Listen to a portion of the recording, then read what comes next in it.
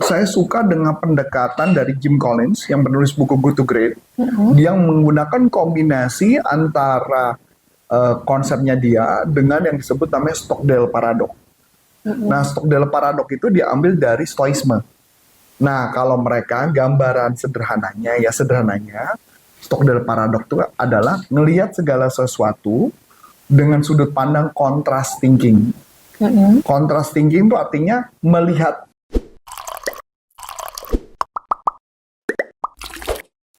Dengar kabar perusahaan besar bangkrut dan langsung kepikiran, wah kok bisa? Padahal dulu realis banget loh. Dan ini bukan cuma 1-2 perusahaan loh.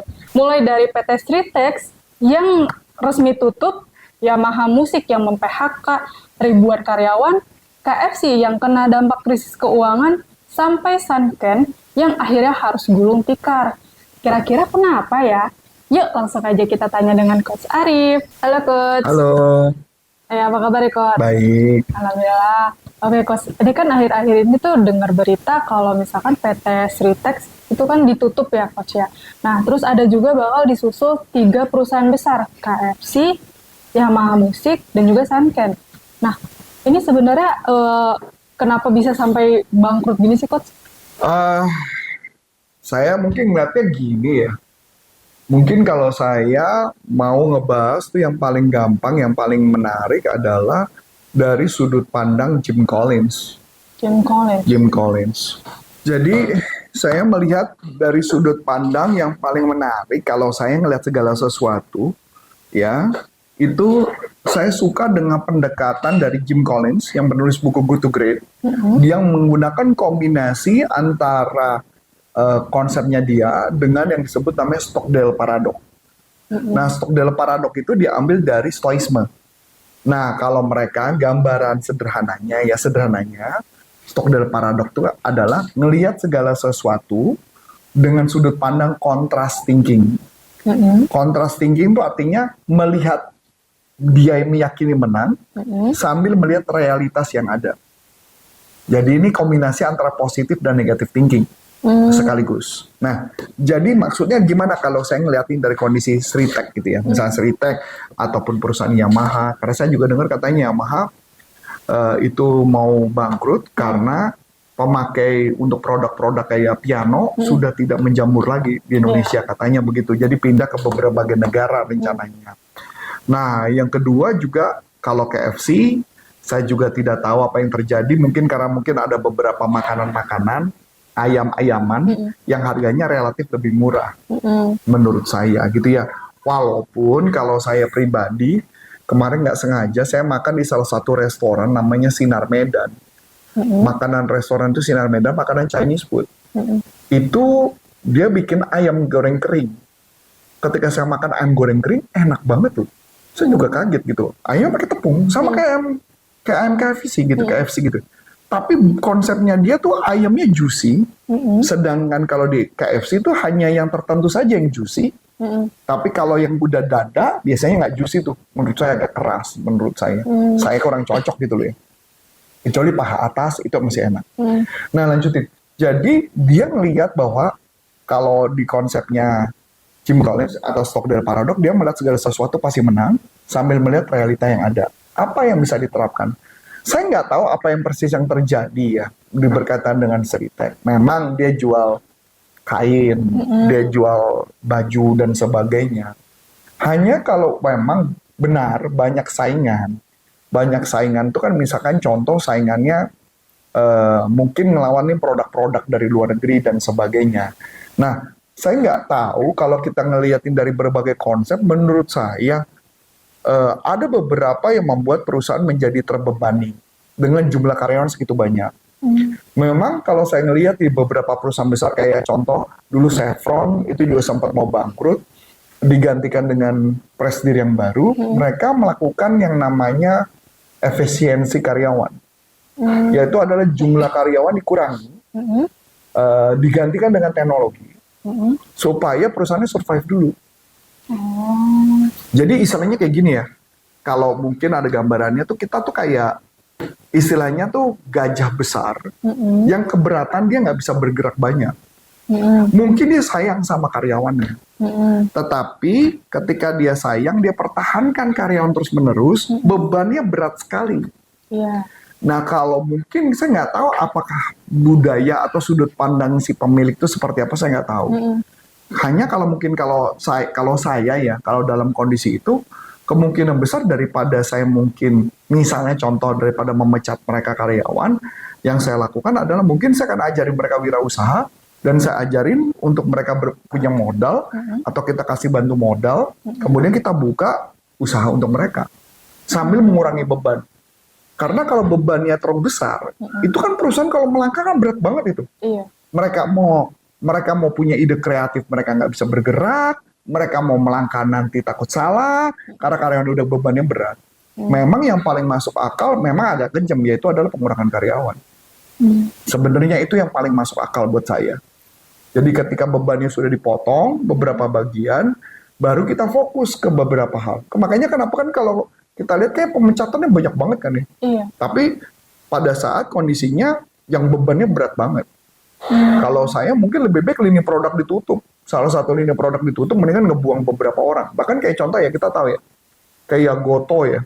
Goto itu kan Gojek dan Tokopedia. Tokopedia itu kan beberapa kali merekrut karyawan besar-besaran, kemudian dikurangin karyawannya.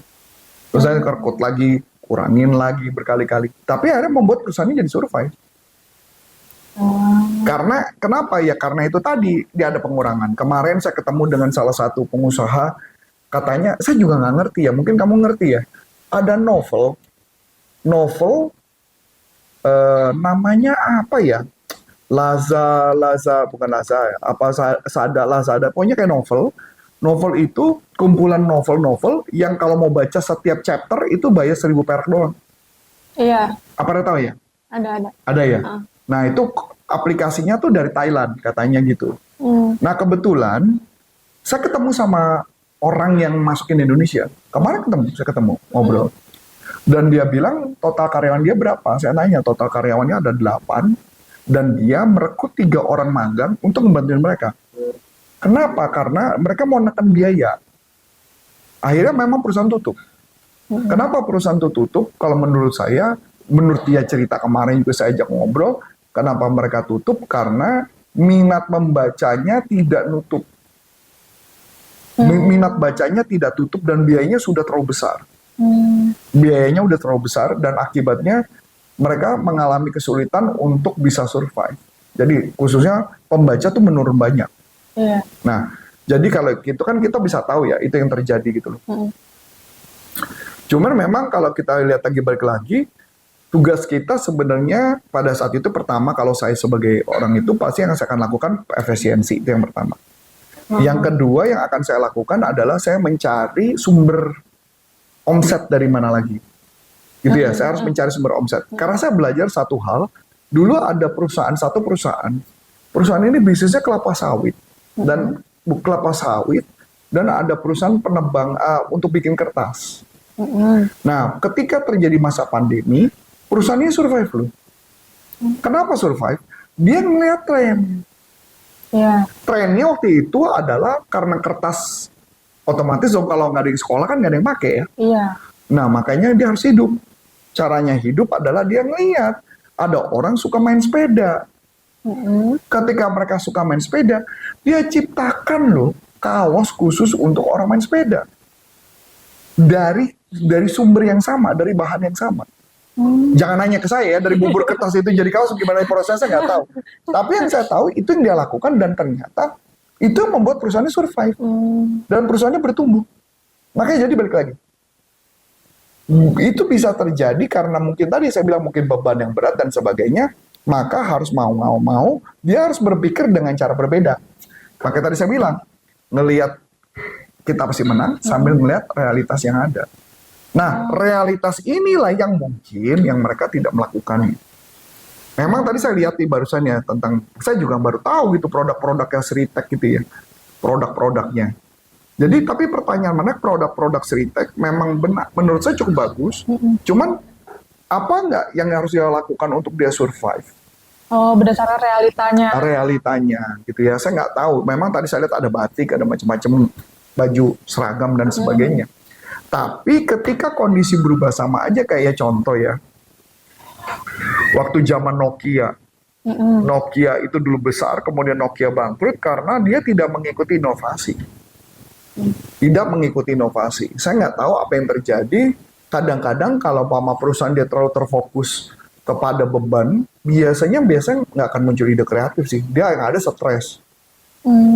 Kalau misalnya nggak ngikutin tren untuk ibaratnya kayak bikin apa nih yang bikin beda gitu. Iya, karena kalau bebannya udah kegedean dia nggak akan bisa mikir. Sama, ini pun terjadi sama saya. Ketika kalau misalkan perusahaan udah terlalu besar, kita nggak bisa gerak loh. Karena pikiran kita adalah ngebayar gaji karyawan gimana. Oh, hanya ibaratnya kalau udah besar itu pikiran ya udah cuma di sini aja. Di sini aja. Makanya kenapa ketika perusahaan yang dirampingkan, malah otak gampang keluar tuh ide tuh. Karena beban pikirannya tuh nggak seberat itu. Nah nanti kalau mama dia ternyata sudah bertumbuh, baru lakukan inovasi baru dan perkutan lagi. Sebenarnya kalau kita tanya contoh ya, Uniqlo laris. Kenapa bisa laris? Nah itu yang kita nggak tahu kan, maksudnya. Padahal kalau ditanya apakah baju Uniqlo bagus semua, saya bilang mah relatif ya. Iya. Nah makanya maksud saya gitu, tapi laku. Nah jadi makanya maksud saya, carilah tren-tren yang memang lagi berlaku. Saya curiganya itu sih, makanya dia ngerasa beban berat. Nah begitu juga tentang Yamaha, gitu ya, Yamaha. Saya nggak ngerti kalau di Yamaha itu apa yang terjadi juga, saya tidak paham. Tapi memang tentang minat yang orang main pianonya berkurang, ya memang yang paling cepat ya salah satunya bikin kompetisi. Kompetisi. Nah jadi artinya ada guerrilla marketing. Saya nggak ngelihat sih ada itu di belakangan. Kalau dulu memang ada, tapi belakangan kayak saya lihat nggak ada. Oh, berkurang. Kelihatannya menurut saya ya. Saya nggak takut nanti saya salah lagi ngomong. Tapi kalau mama waktu zaman online orang belajar musik di rumah juga banyak gitu loh maksud saya. Nah yang nggak tahu itu yang itu satu, dua. Tiga, kalau misalkan KFC. Kalau KFC mungkin dia harus ada variasi produk. Dia ada variasi produk yang memang unggul, produk itu baru diangkat. Itu yang mesti diangkat sih sebenarnya menurut saya. Atau ya inovasi produknya kalau mama kita ngeliatin makanan-makanan yang murah-murah itu, mungkin dia masuk ke satu segmen tertentu yang bisa bikin bumi. Yang memang dia mencoba berbagai macam jenis makanan ya. Dalam ayam gitu. Tapi menurut saya dia harus punya inovasi produk-produk baru yang untuk mengangkat mereka. Mereka memang berusaha untuk buka kafe. Kafenya juga harganya murah. Tapi apakah kafenya diangkat sama KFC? Enggak deh kayaknya. Tidak diangkat, KFC-nya cuma gitu-gitu aja. Kenapa nggak dia boomingin, dia naikin aja tanggung? Kenapa nggak dia buat aja kayak kafenya KFC model kayak yang jangan lawan Starbucks lah. Anggaplah ngelawan lawan Fore juga enggak lah, harganya dia lebih murah. Jadi mungkin aja dia ngelawannya level di bawah Fore, di bawah level kenangan gitu. Mungkin levelnya Janji Jiwa mungkin. Ya dibikin aja gitu. Kenapa enggak? Nah itu kan salah satu inovasi ya. Jadi balik lagi, setiap orang kalau bebannya terlalu berat kadang-kadang memang nggak bisa berpikir sih, jujur nggak bisa berpikir. Jadi saya nggak mau ngomong bahwa mereka nggak bisa berpikir ya, saya pun juga sama, saya pun juga mengalami kemampuan itu ketika terjadi beban yang sangat berat. Nah tugas, makanya apalagi kalau karyawan-karyawannya tipenya semua nggak punya ide kreatif tuh. Idenya ngikutin apa kata bos, wah itu setengah mati tuh. Nah kayak gitu ya mungkin misalnya. Kalau yang Sunken itu kan elektronik ya. Kalau menurut saya barang elektronik masih tetap laku. Saya ngerti sih ada beberapa produk yang sulit bersaing. Tapi yang paling menarik gini deh, saya baru hari ini dengar kabar Xiaomi keluarin AC. Nah bingung kan? Xiaomi ngeluarin AC. Berarti pertanyaan menarik, produk-produknya Sunken mungkin tidak bertumbuh, saya nggak tahu. Mungkin dia tidak bertumbuh, atau mungkin brandnya dia tidak menarik, harusnya dia bikin second brand, bisa aja. Karena saya tahu tuh pasti isu-isunya. Jadi kalau dia mau, kayak contoh lah kita ngomong Polytron lah. Polytron kan dulu terkenalnya adalah produk elektronik. Dia bikin motor. Inovasi itu menjadi bagian penting. Jadi makanya kenapa kalau saya pribadi mungkin yang bisa saya kasih feedback adalah Ya tadi, beban dikurangin, Mm-mm. bikin 1 hari 1 jam untuk mikirin apa konsepnya.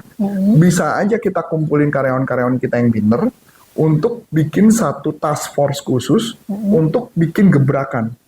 Hmm. Mungkin itu bisa ngangkat. Itu yang bisa dilakukan. Gitu gambarannya. Wah, menarik nih teman-teman. Jadi buat para pebisnis nih, di sini tempatnya buat teman-teman untuk membuka pikirannya. Nah, kalau misalkan teman-teman mau belajar bagaimana sih cara creative thinking, langsung aja ikut kelasnya Coach Antoni Sarif di Licensed Business Practitioner of NLP. Mungkin cukup sekian dari aku, Aulia. Dan saya Coach Antoni Sarif mengucapkan terima kasih, sukses buat Anda, sampai jumpa, NLP for Business untuk Indonesia. Bye-bye. Bye-bye.